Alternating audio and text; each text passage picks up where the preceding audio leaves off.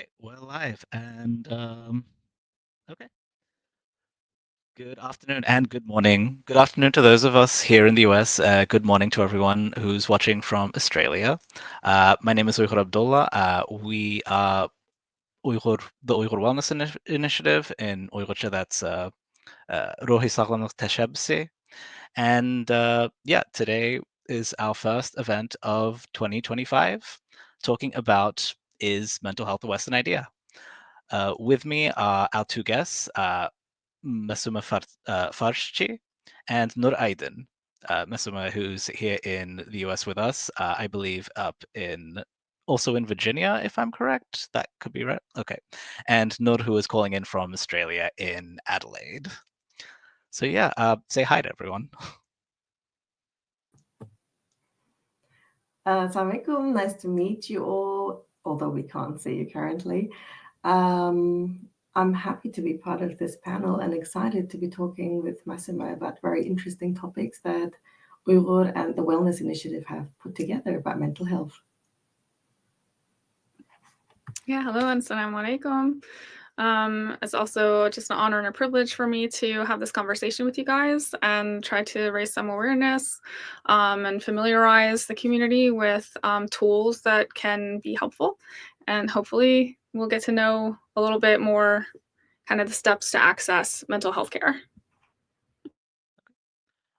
So just before we begin, I think it would be good to just have a little sort of introduction in your sort of background in mental health, wellness, psychiatry, psychology. If one of you wanted to go first, just just introduce yourselves with your background.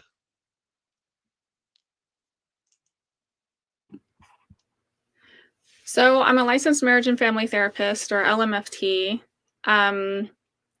So I work mostly with individuals, couples, families, children. I work with the whole lifespan. And also I work with groups. I have worked in intensive care in family with like going into their homes. I've also worked in intensive care settings and partial hospitalization settings in treatment centers. And I've worked in private practice offices. I have subspecializations in medical family therapy and play therapy. It's hard to compete with that one. Following up was not a good idea. I am licensed in both Germany and currently in Australia to work in Germany as a psychotherapist, and in Australia would be as a therapist, a psychologist.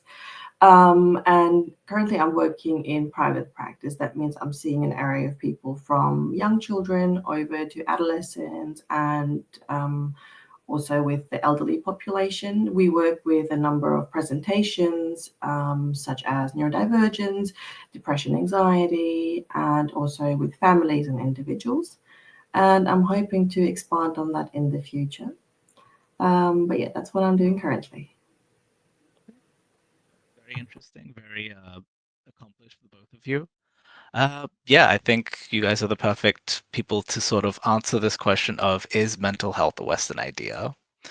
Now, the whole purpose of this event is to basically speak about mental health and wellness and kind of find out what it is, because I think uh, we, the Uyghur community, both back in Weten and here, like Chatelde, I think we all sort of have this idea of what is like mental health, what is mental wellness, what is therapy. Let's just start there then. What is it? What I think in order to sort of dispel the preconceived notions that we already have, what is mental health? What is therapy? Nur, do you think you can give us a little short answer? Um, I think the shortest answer might be that mental health and therapy just encompasses everything that is a way to heal holistically, body and soul, because a lot of presentations that we see in the psyche are not just stuck in people's heads. They present as psychosomatic things. We see them in like bodily sensations that they're experiencing. So I would say psychology and the way of healing people is just a way of sort of approaching wellness from that perspective. Masumeh? Yeah, I think that's great as a like an overview, right? So I don't like to really divide as, and I think that very eloquently, Nora, you integrated the physical and the mental, because they are so a part of each other, and even the spiritual.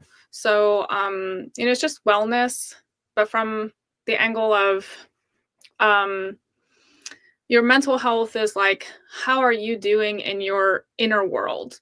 How's the weather going in your mental world? So like, does it feel stormy? Is it is it clear skies today? Like right now, if you do a check-in with yourself, if you go kind of inward, um, is it turbulent? What's going on? You know, how well do you feel? So understanding that about ourselves on a daily is something for everyone, right? Little children and adults alike. It's not about something that just some people do, but I think when with mental health care support, it's just some people can do it a little more intentionally, or they have more tools to do it, or they understand better what they're doing when they do it. So it's just kind of that internal weather, that internal system, your emotional system, your personality system, your attachment system. Like, how are you feeling in your relationships? How are you feeling in the way you feel connected to the world, or how you think the world feels or treats you? And that's kind of part of mental health. I don't know that that's a comprehensive or great definition, but it's your health and well-being from the inside out. Yeah, no, I think yeah, it sounds very internal as opposed to like sort of the external medicine of like going to a doctor or anything like that. And I think one of the big things that not just Uyghur people, but a lot of people seem to think is that they don't seem to care about that sort of emotional wellness as much as they do physical wellness. Like, because if for example, if someone were to like get a broken arm or something, you'd go to a doctor about it. But like, what would be a sort of mental health issue that people would need to like have a sort of intervention for, like a medical intervention that would need a psychologist or psychotherapist for? Like, what's an example of something like that? Um, I think it is sort of like there's like two layers in your question. So when you say what needs an intervention, there is sort of like a need from like a community sort of perspective, like keeping everyone safe, keeping an individual safe. Is he or she a danger to him, herself, or others? That's definitely when interventions are sort of like forced upon people. But if we look at it from more of a want, I need this for my well-being sort of perspective, there definitely is a lot of reasons why people could or want access to mental health facilities. For example, it could be just to better yourself, saying I'm struggling or I'm not able to cope as well as I would like to with certain situations, say my anger, situations that trigger me, that trigger like responses in me that are unwanted. I would like to have better relationships with people in my life. So when we think about accessing mental health, I think a lot of people just think of the worst case scenario, which has come when people are like burnt out, when they are already broken down, when they are with their backs against the wall. But there is very much also the opportunity for people to come in when they're saying like, hey, this is not really going well for me. Or I would like to get better at such and such. To add to that question, I guess the more sort of like wide lens approach would be to see it as there is individual things that can be addressed. For example, if you feel like you are reacting or you are acting differently, processing information differently to a lot of people that you're aware with, or you just don't fit in a lot of places that you go. That could be, for example, things like neurodivergence that can be explored, or like facilitating a talk about what is happening with you in your sort of like framework of existing, your family, your social environments. And then again, there would be like the community lens of like, what do we do as like a community approach? Say we look at what does a community need? And when you say things like, for example, oh, the Uyghurs do not care as much about like, a hurt psyche compared to a broken arm. There is also ways for us to address this without us attaching stigma to the Uyghur or like BIPOC communities, because they have had lots of reasons, which we will probably dive into deeper later, to mistrust or at least not be very open or very cautious of health interventions, especially those that feel very invasive or that are unknown to them. So as a psychologist, I always try to approach it with a lens of understanding and empathy, and try to see where are these people coming from, what are their needs, and how can I facilitate this to the best of my abilities. Yeah, no, that was a very extensive and good response, I think. Yeah, because, okay, I have a clearer idea of what it is, what sort of,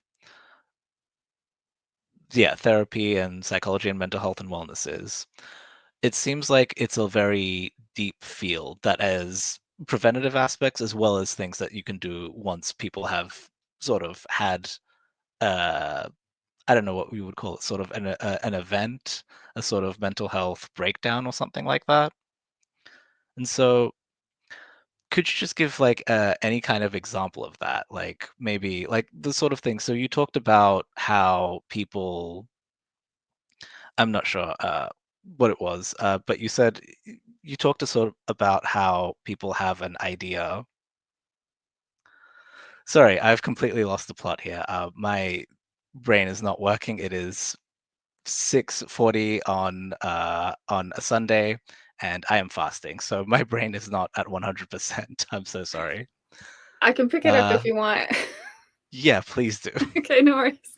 Because your question about like comparing to the medical problems is something that I use a lot when I'm trying to help people just be able to give themselves care, just be able to give themselves compassion around mental health, right? Because we tend to have a lot more compassion for physical health issues than we have for mental health issues.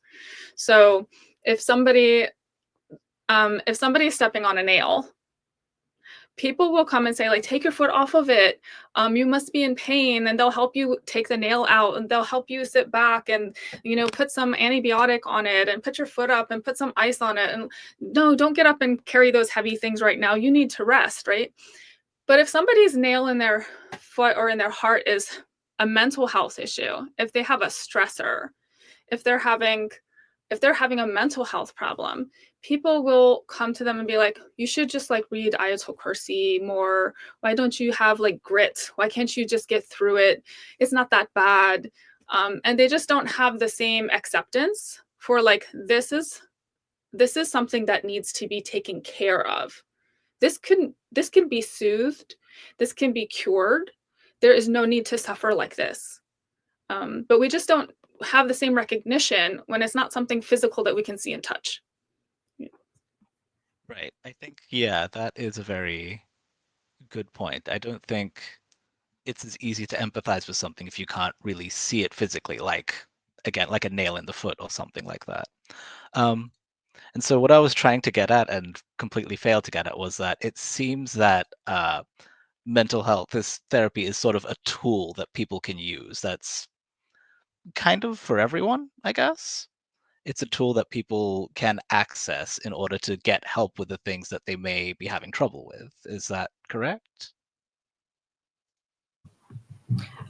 Yeah, and there is like Massimo already name dropped some of those in her introduction. So there's a number of things that we do in therapy that address sort of like different presentations and are also suitable for different ages, and also just one size fits all does not exist in therapy. It's more a individually tailored approach. So we change our approach. That's what I do, for example. So when I have a presentation, we do sort of like an intake. We try to understand why this person has come to us.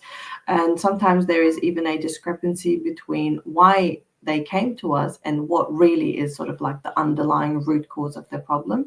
So we do take it at face value. Oftentimes we just ask the client to explain to us what is happening, what brought them into therapy, and then from there it usually goes that you try to apply a number of approaches. The most common ones are probably cognitive behavioral therapy, ACT is very common, acceptance and commitment therapy, dialectic behavior therapy. So there is a number of different sort of like therapy approaches which do the same thing. They try to find a solution-based approach to the problem. And they just have like different modalities to do this. There is also other things that are suitable for certain age groups, like play therapy is more appropriate for younger clients that we work with, and talk therapy usually for those who are cognitively able to follow those kind of approaches. So there is a number of different things, but I guess overall you could just say there is not one approach fits all, but rather a tailored approach for every need and every person individually. And I think that is a good point to make because people don't, I feel like people don't really go through the same things in the same way. And so having a different approach to everyone would be the best way to do it. I think, though, just one of the things, again, talking about barriers accessing specifically Uyghur people, but I don't think it's exclusive to Uyghur people.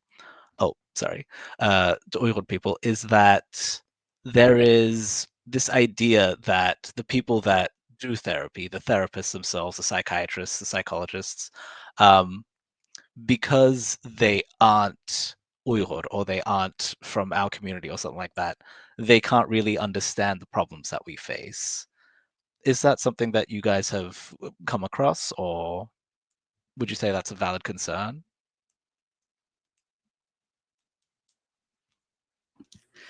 I think that's a concern, and that is valid in some ways. Most like there's studies on therapeutic outcome measures and stuff, therapeutic outcomes. So when someone goes into therapy, um, is it going to work for them? Are they going to come out of it less depressed, more functional in their relationships, more hopeful about their life, or whatever they needed to work on? Are they going to come out better? And unfortunately, what we see oftentimes in these studies, when we look at different cultural groups, is that minorities going to a therapist who is not from their in-group community, it can pose certain challenges. And one of the challenges is something that I think the Uyghur community definitely experiences, where people go to therapy way too late, like they're waiting too long to come. So right there, their therapeutic outcome, the likelihood of success has dropped, right? So there's a challenge there. And then sometimes they do find that they can't communicate effectively with the therapist, or the therapist can't communicate effectively with them, not because of language barriers necessarily, although those exist, but because of mannerisms, because of meanings, and because of how, just actual culture and histories. So sometimes BIPOC communities experience invalidation with their therapist, where they feel like this person does not get me, can't support me, and there's no way I can really express my problems to them. And so they drop out prematurely, they prematurely terminate. And this happens not only in like the Muslim American community statistically, but also like in the African American community. So generally BIPOC communities experience less quality of care in mental health care, unfortunately. And one of the barriers is this cultural misfit between the therapist and the client at times. I do think, though, looking at how not going to any mental health care affects communities, we see higher suicide rates, we see higher domestic violence rates, we see higher substance abuse rates, and we see this in the Uyghur community. So even though it's a substandard in some ways level of care, it is still better than no mental health care. But I think that one solution would be to actually actively advocate for yourself as a client, and also to help your therapist find referral resources to consult. So therapists should be doing research outside of the therapy with you. They shouldn't make you educate them about your culture. But if you can just give them some resources to like give them the right direction, or some other therapists who are competent working with the Uyghur community to consult with, then they can go back and do their homework and come back to you and repair whatever alliance was breached. And another thing that we can do is to actually use community-based programming. One-to-one therapy, like going to a therapist and having therapy, is not the only way mental health care works. Community-based programming can be like support groups and things like that, where it is the Uyghur community serving the Uyghur community.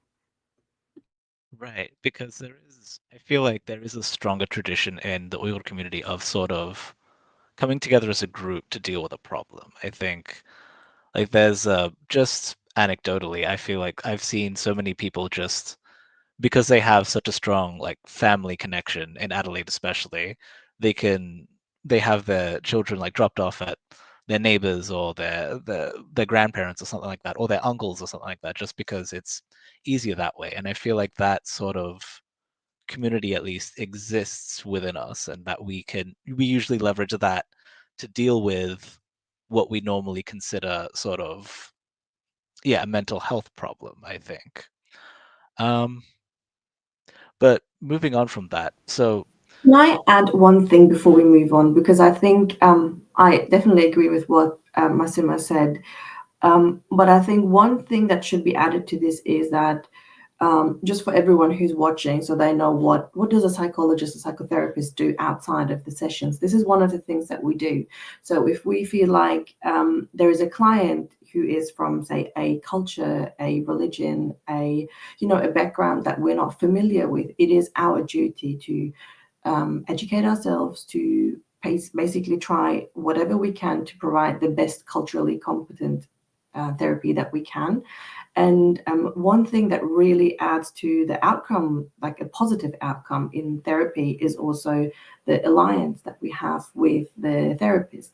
So a therapeutic relationship between a client and a therapist is completely different from any other relationship that you have with people in your life, because there is no sort of dependency in terms of like my client needs to bring me joy or happiness, or what they can say or do disappoints me. In that sense, a therapeutic relationship is one of the most safest spaces, ideally, for a client to express themselves, to try out who they are, who they want to be, and really like have this bubble where they can try this out and then apply this knowledge, the skills to the outside world. What is lacking in a lot of places is also the understanding, and that's because we do not have a lot of culturally competent Uyghur therapists, or not any that we're like widely aware of, unfortunately, because there's no single network to connect us to one another, so we can sort of like exchange information and exchange also knowledge. What happens is that we oftentimes overlook that the Uyghur community is currently still undergoing ethnic cleansing and prosecution, and we are very heavily policed, we are very heavily censored. So for people to then speak, sorry, my children are a bit they're very curious what's going on, but for us to be then not understood in therapy, and our hesitance to be sort of misunderstood um, as like basically reluctance to share or to engage, is also again like a form of sort of like microaggression, a violence, or like, to say it very mildly, a miscompetence that we're then being subjected to, because there is very much like real life things happening to the Uyghur community that make them a very mistrusting group of people, and not in a negative way of saying like they are reluctant to access therapy, but the onus should be on the community of us who are able to then give therapy or basically understand these approaches, and then provide them in a safe manner to them. right, I think that is a very good point that you bring up, is that we are a community that is, at least part of us, going through something that a lot of other people aren't going through. That said, there are also other communities that have been going through things that are similar to us. I feel like the Palestinian community, for example, would probably have some similarities with what we have faced so far, though not exactly the same because they're two different situations. But that said, with that in mind, would the therapy sort of be different because we are going through that sort of thing? Like, should it be approached differently? Like, with the current way that we think of therapy, with how it is, everything that you've said about the therapist needing to do their own research and finding out all their cultural competent to become culturally competent and everything like that, is there sort of a framework for them to work with to know how to deal with our problems as Uyghurs and Muslims?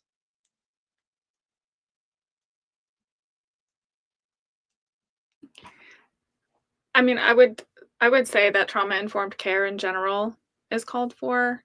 Even people who are perhaps feel less affected by the situation, um, but there's a collective trauma and there's a historical trauma. This is not a new thing. It's not since 2018.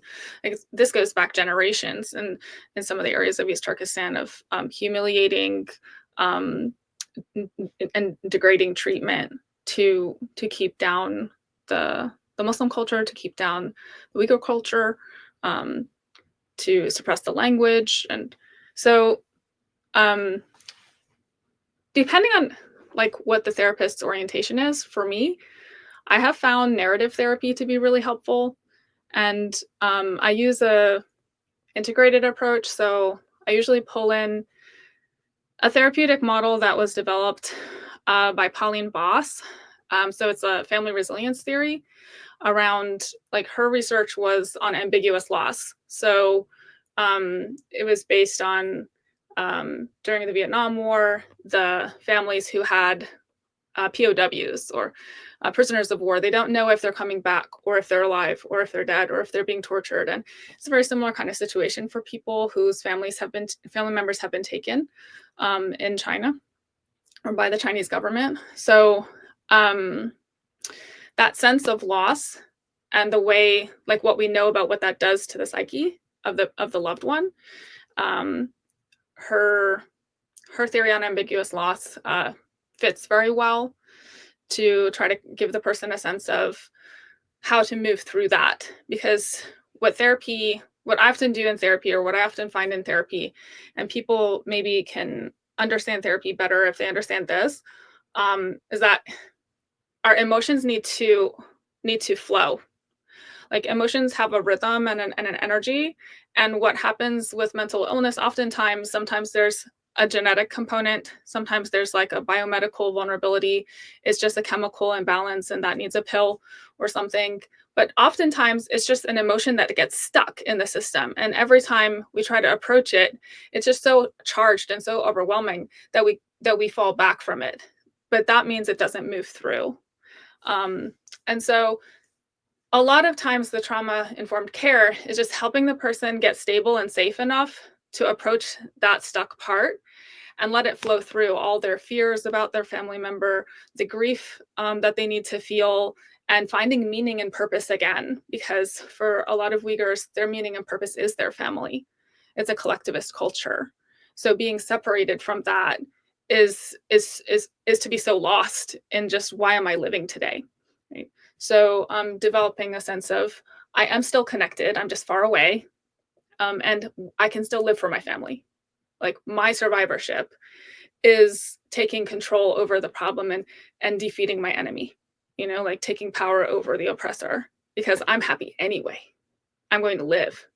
I'm going to pass my culture on, and it's going to thrive somewhere else in the world, but still, so that narrative therapy and that resilience theory I find helpful.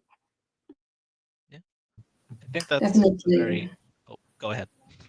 No, definitely. To maybe just humbly add to those things.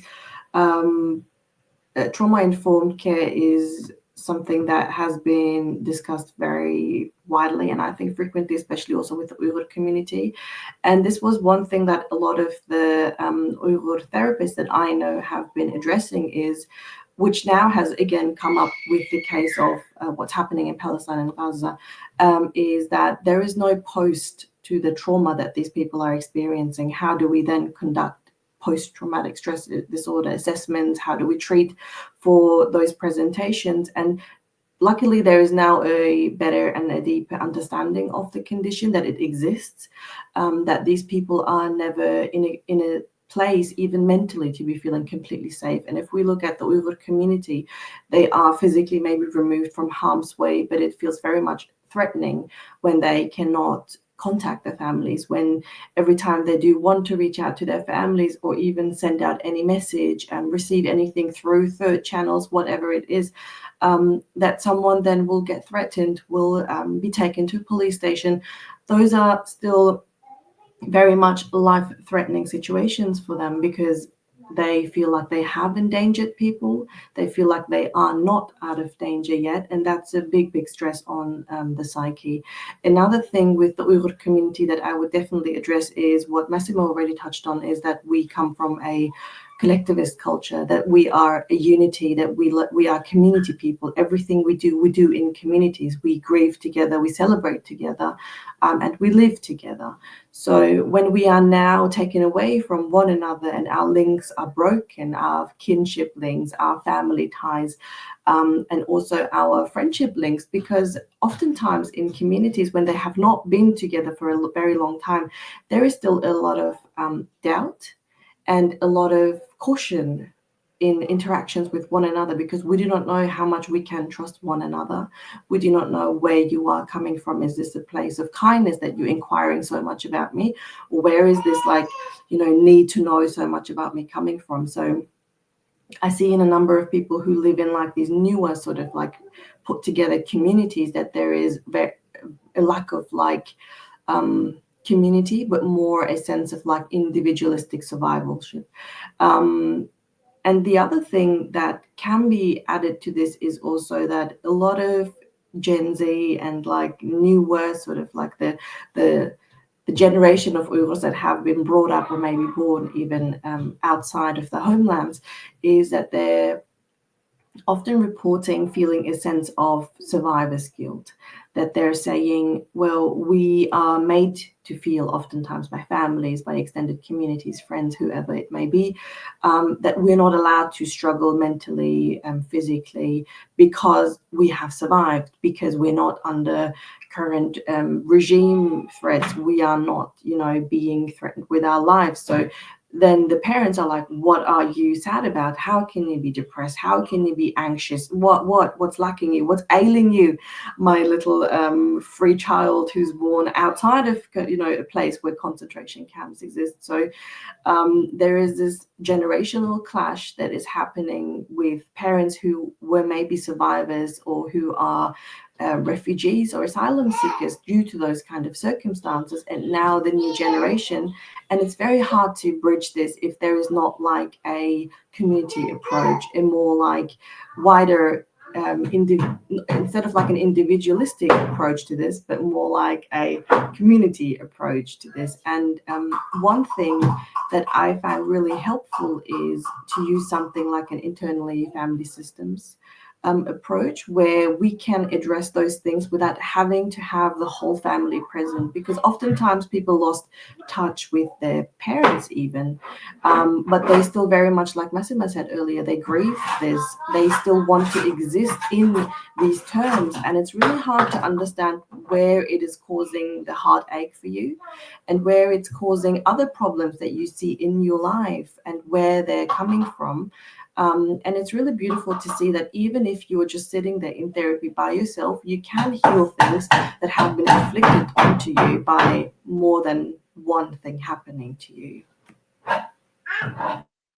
Yeah, no, I think that's you've summed up probably the lives of a lot of second generation Uyghurs living Manchester there.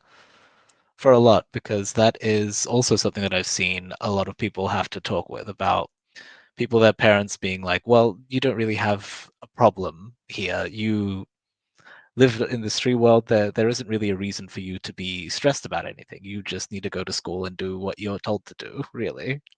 And that's just sort of how life is for a lot of Uyghur people born outside.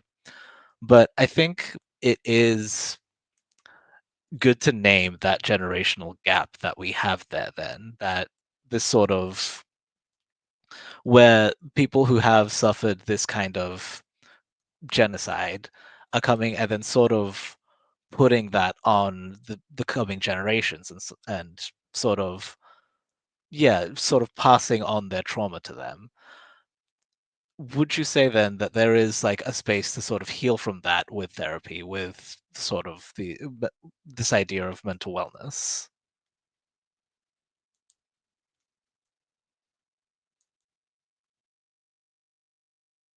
Like, would we be able to do that with this? Would this be how we approach it, or how would it be? Yeah. So, and I think that part is not unique to, and I mean, we're talking about human experience. There's a lot of shared themes across different kinds of populations and stuff, but that generation, that acculturation gap of that happens with immigration and the loss of culture. Okay. Sorry, something Uh, happened to the. no, Are we we're good? all good. You're all Okay. good. You're all good. Okay. Um, the loss of culture, there could be a language barrier, right, between parent and child. There could be, barriers around, like, cultural barriers, that they don't know how to respect their parent in the language that the parent understands, right? Just the relationship breakdown, right? Let alone the expectations of, like, how am I supposed to make meaning of and carry my role in this bigger picture of the story of Uyghur people and the story of the Uyghur race, right? So that's a lot of identity seeking and meaning making for that person. And therapy does help give a space for that, and just a space where the person can witness themselves, right? Because when we share and say our story out loud, then it has a different level of reality. We can realize it more. We can realize our own story more, and then we can start expanding with the therapist. This is what narrative therapy does: expanding the parts of the story that actually feel empowering to us. They're like, oh yeah, this is a way that I do connect to my parent, and this is a way that I have curiosity about Uyghur culture and feel like it is part of me, and and actually claim or reauthor your own story of your own life. So that is the kind of thing that can happen in therapy. Therapy is not just about um, like fighting depression and anxiety and things like that. It's also just a space to see yourself more fully. Right. And I think that in that case, it would be sort of useful for people, because there is this thing. Well, there is this idea. I don't think it's unique to Uyghur people either. That the thing that a lot of mental health and wellness things bring up, ideas about, what's it called, like neurodivergences, I believe what Nur said earlier. This idea that that doesn't happen within our community, that isn't like a thing that we do. Um, I think that is also something that we could address in with therapy and things like that, wouldn't we? Because, but that's also, I feel like, part of the problem, because the idea is that for Uyghur people, well, we don't really have that, and now you're calling something that we've already experienced that, and it's usually something that will go away with time or something like that. How would you sort of bridge that gap of understanding, that sort of miscommunication between culture, something like that? I think I can speak to what I see here just in the wider Australian sense, not just the Uyghur community. Because if we look at the numbers in Australia, I think it was 1 in every 5 children has a form of neurodivergence.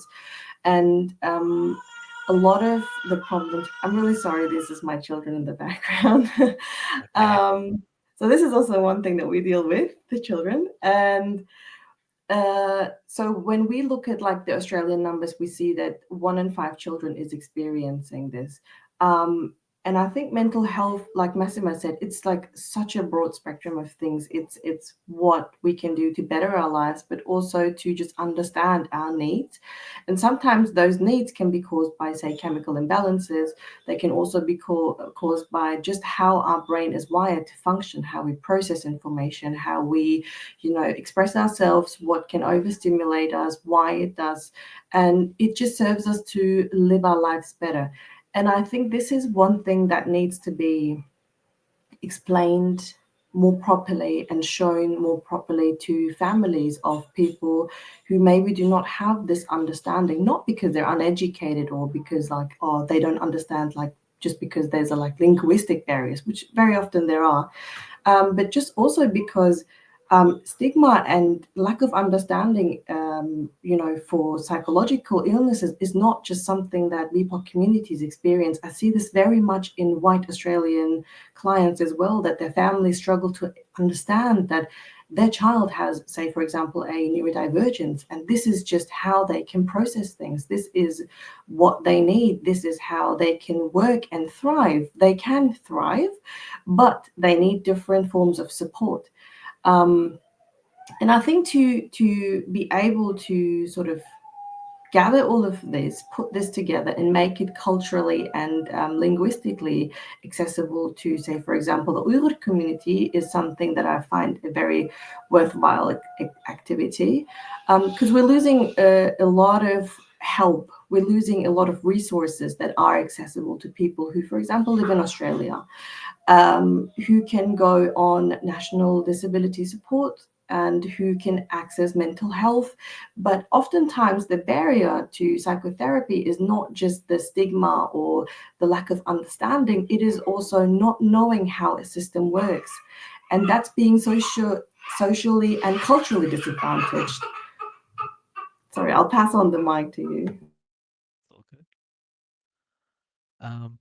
Yeah, I think that is also another thing that, at least in America, is a very big deal, is that not knowing the resources that we have, and not to sort of plug here, but for Uyghurs, we have the Uyghur Wellness Initiative, where the resources that you'll need for to get connected with these sorts of tools and necessities and things like that. So, but aside from that, I think we are sort of coming towards the end of this chat now.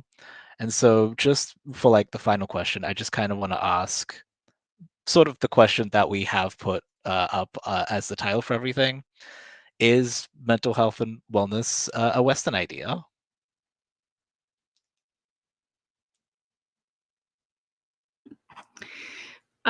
There's a yes and no there, because the way that mental health and wellness is being talked about, the leading voices are often right now, embedded in Western culture.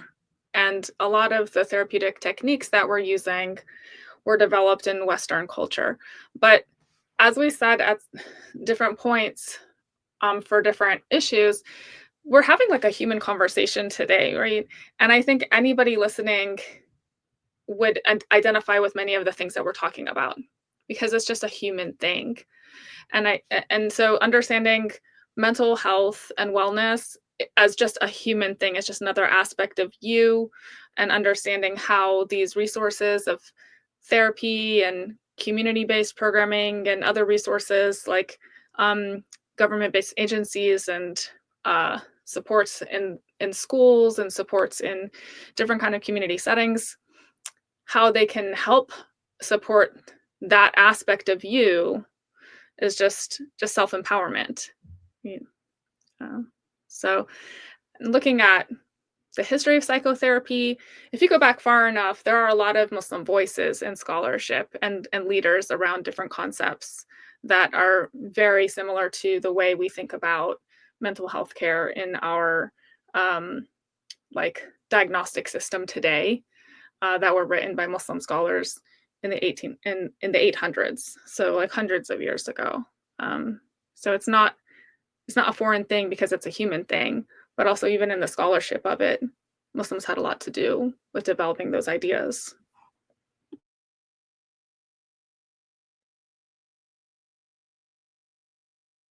Yeah. Oh, okay. Sorry, struggling to unmute myself. I just want to add to Massimo's point about that it's a human thing. And I think that's probably the most important key notion to take away from this, that even in many indigenous societies around the globe, healing in communal spaces through spirituality, through holistic approaches has always been a thing. And obviously with Western influence, say with colonial influence, or even like then later like trades, etc., a lot of it has been devalued and tried to, like put down, and then some values have been put in higher on a pedestal, like individualism, having a me sort of understanding versus like the very cultural who are we. It's caused a lot of problems, but it's also caused some sort of like, I guess, things that would have eventually happened in a lot of like non-Western communities anyways. But I think what's important for me is to know that there has been always approaches to healing, because it is a human need. People always were interested in how do we work together, what is wrong with this person, and just the way they did it may not have been like the strict CBT that we know today, or like, Freudian approaches in psychoanalytics, but there have been approaches, there have been ways to do that. One thing that I find very sad with the Uyghur community is that we have been occupied for so long that for us it is very difficult to find Uyghur native ways of healing yourself spiritually and psychologically, because our language is colonized, our minds are colonized, and our culture is under big threat of eradication. So for me, it was very sad to see the deeper I dive into this in the Uyghur space, the less I am coming up with, because while we have a great number of thinkers, scholars, of just great minds who have thought and produced work in the Uyghur language, it has become very inaccessible to us because we have had such a break from our homeland, and it's becoming further and further from our grasp. And psychology, even though it feels like it's been around for so long, as a scientific sort of approach, is still very young. It's one of the youngest science around. And therefore, it is understandable that a lot of it does not exist in the Uyghur language. We do have very limited terminology. We borrow a lot of other words just for general healing and approaches, but there are very limited sort of psychology-based specific lingo in the Uyghur language. And that's because, like I said, we're under colonization. So when you're occupied in every sense, it is understandable that you stop producing knowledge in your own language. So taking this and referring back to your original question, is it sort of like a East and West sort of thing? I guess it can be, but it also doesn't need to be, because while there is a lot of beauty in Eastern healing, in like there's a lot of work from Al-Ghazali when it comes to healing, Ibn Sina. Even in the Quran, we find a lot of like spiritual ways of addressing like healing, of dealing with hardship. There's a lot of instructions on guides, and I think what is beautiful is that the current approaches to Islamic psychotherapy are taking the best of both worlds. So they're taking like the spiritual and the collective, the communal approaches from the very much existent and rich Islamic and also Eastern history, and combining that with the very established Western tools that we're using right now. And there is a lot of great work coming together, which I think is also the reason why I see a greater number of like Muslims talking about mental health, prioritizing their mental health.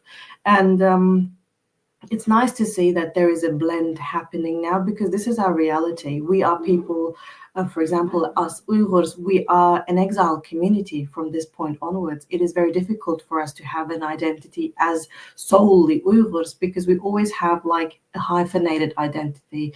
We are Uyghur Americans, we are Uyghur Australians, because we cannot ignore the framework that we're growing up in, like the Australian background, the American backgrounds, but we are still trying to preserve some sort of like cultural identity, some sort of like ancestral connection, if you'd like.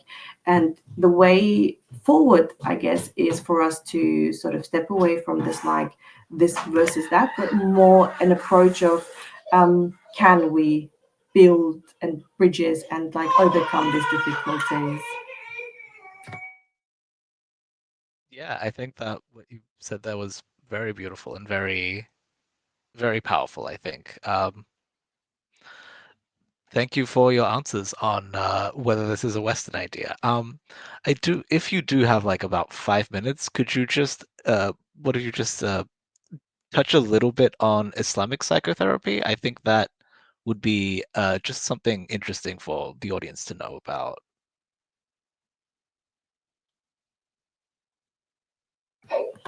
Funnily, we both just held up our book before when we were talking. I think that's a really great book. It's written by Carrie York Al-Karam, and it talks about Islamically integrated psychotherapy. I mean, this is not an advertisement or something. We just coincidentally happened to both have the book at hand. So I think this is a great framework or like a place to start for a lot of people who are interested in this. I'm sure Masumeh can speak to what's happening in America, but I know that a lot of I think it's TIIP, TIIP, approaches and like courses are also now in Australia available as like sort of seminar forms. They can give you like diplomas and stuff just to teach you basically how to combine Islamic values in a psychotherapy setting and how to work with Muslim clients in a faith-based, I guess, way. So yeah, those things are happening here. Yeah, I tried to pull out like some of my Islamically integrated psychotherapy materials.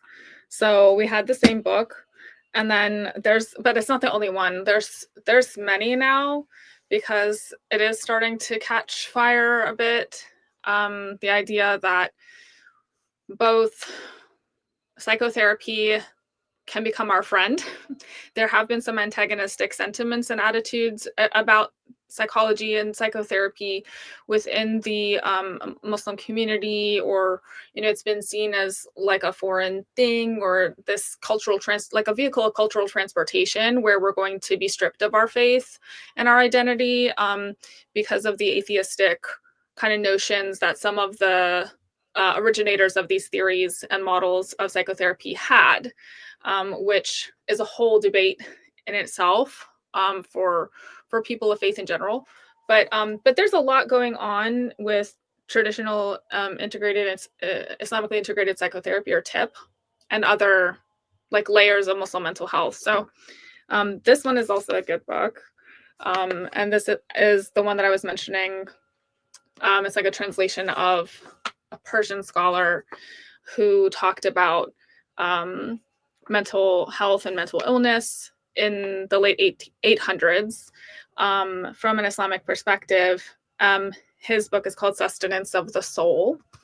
And he really talks about like fear and panic disorders, like anger and aggression disorders, and depressive disorders. And he divides it into like 4 things. It's very similar to what the DSM or the diagnostic manual does these days around like impulsive categories and mood categories and stuff.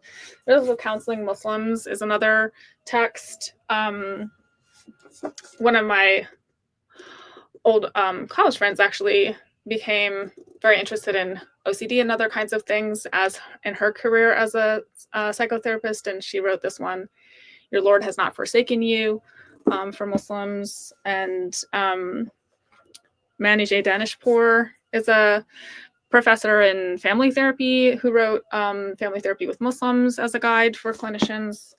Behind Closed Doors is about that generation gap, particularly around sexual orientation, and it's by Shiza Mohsen. So there's so much going on in this discourse to make it more familiar and to galvanize what, because Muslims have these concepts from the beginning, right, of islah and nasiha and giving counsel and tazkiyat nafs, like all these things about self-improvement or healing relationships. And we have these concepts and these tools. I actually want to swing back around to Nur, while you were talking about just kind of exploring what is going on in the Uyghur community for psychotherapy or for like indigenous or traditional healing, right? Energies that really, I had not thought about that. But as you were talking, I just want to say that despite all the like 300 years of oppression, right? And invasion of the culture and suppression of the culture and repression of the culture and the way it's been attacked in so many different ways, there is something incredibly beautiful and strong about the Uyghur culture that even if it was not crystallized in like a published journal, and it should be, and it would benefit humanity if it was, that the Uyghur people hold, that couldn't have, it was never taken away from them. So when I work with Uyghur clients, one of the enormous strengths I see is hope and connection.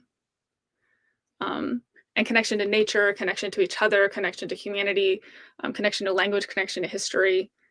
So I think there is a lot of strength there to write about, and maybe you will. So I encourage you to keep going in that path of research and exploration.